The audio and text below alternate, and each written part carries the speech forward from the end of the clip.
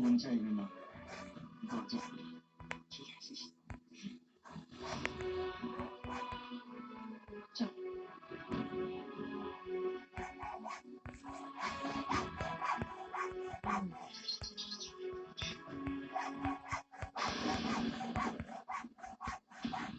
এবার সময় আসছে, আমাদের এইবার মরণ ভাগ করতে হবে।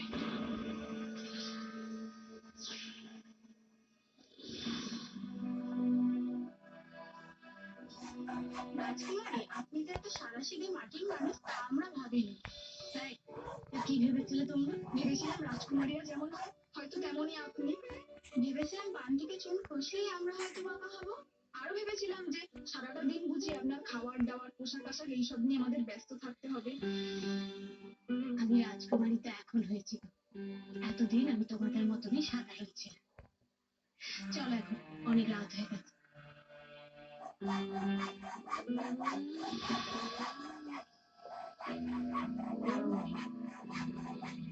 সময় এসে গেছে, কিন্তু আপনি যে বললেন জ্যোৎস্না যখন একা থাকবে তখন জ্যোৎস্নাকে একা করার সময় এসে গেছে। ওই প্রহরীদের, ওই দাসীদের এবার আমি শেষ করবো।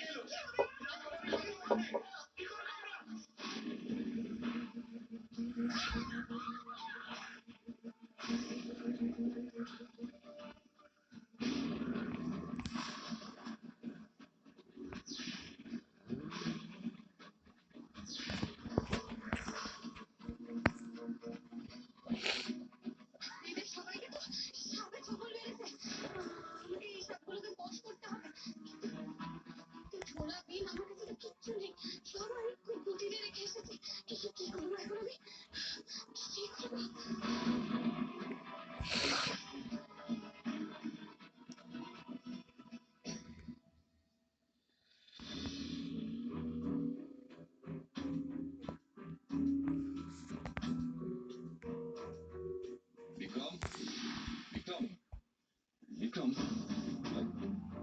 মহারাজ, রানী আপনারা এখানে কিছু বলবেন? হ্যাঁ, ওই বলছেন যে জ্যোৎস্না সকালে বেদেদের গ্রামে গেছে, কিন্তু এখন ফেরেনি বাবা। দেখো না, তোমাদের এত উতলা হয়ে পড়ছে না। কিছু কিছু বলার নেই, যদি তোমাদের কোনো খবর থাকে আর কি, সেই কারণে আসা। এখনো ফিরেনি? না না বাবা, জ্যোৎস্না এখনো ফেরেনি। বলেছিল দুপুরের মধ্যে ফিরে আসবে, কিন্তু দুপুর গড়িয়ে বিকেল হয়ে গেল, সন্ধ্যা হয়ে গেল, এখন রাত হতে চললো, জ্যোৎস্না এখনো ফেরেনি। বিক্রম, আমার খুব চিন্তা হচ্ছে। দেখেছো, দেখেছো কোন চিন্তা করছি? আমি বারবার বলছি জ্যোৎস্না এতদিন পর ওই বেদে গ্রামে গেছে তার বালক পিতা মাতার কাছে, তাই হয়তো দেরি হচ্ছে। এতদিন পর মেয়েকে কাছে পেয়ে তাহলে একটু গল্প গুজব করবে না? এত চিন্তা করার কোনো কারণ নেই। তুমি দেখো না, দেখো কেমন অস্থির হয়ে উঠছে, দেখো। গল্প গুজব করছে? গল্প গুজব মানুষ কতক্ষণ করতে পারে বলো বিক্রম?